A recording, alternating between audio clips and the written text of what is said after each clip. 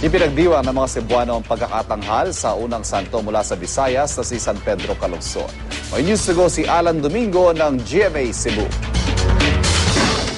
Sa lungsod ng Hinatilan, Cebu, tinis ng mga libo-libong diboto ang malakas na ulan habang dinaan nila ang 7 kilometrong foot trail mula Barangay Kagsing na sinasabing pinagmulan ni San Pedro Calungsod hanggang sa simbahan ng bayan ng Hinatilan. Pagkatapos ng foot trail, isang misa naman ang isinagawa sa St. Gregory the Great Parish na dinaluhan rin ng libo-libong diboto. Sa homily ni Father Vidal Gurnes, hinimok niya ang mga diboto na gawing modelo sa kanilang buhay ang mga nagawa ni San Pedro Calungsod para sa Diyos. Pagkatapos ng misa, muling ipinrosesyon ang imahe ni San Pedro Calungsod sa Hinatilan kasama ang iba pang mga imahen. Nagtapos ang prosesyon sa isang ingranding fireworks display.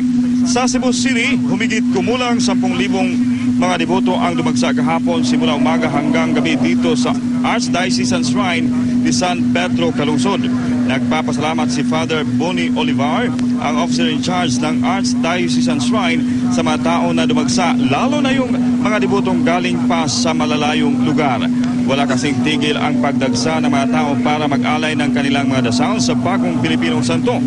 Matapos ang misa, dito sa isang covered court naman ng Archbishop's residence, nagtipon-tipon ang mga diboto para saksihan ang live streaming ng canonization sa Vatican City.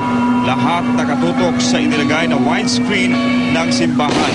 Wala namang pagsidla ng gawa ang mga tao habang itinatanghal na santo ang Bisayang Katekista. Matapos ang live streaming, isinunod kaagad ang prosesyon sa loob ng compound ng Archbishop's residence na sinalihan pa rin ng mga maraming diboto. At tinapos naman ang gabi sa pamamagitan ng fireworks display. Alan Domingo, GMA News.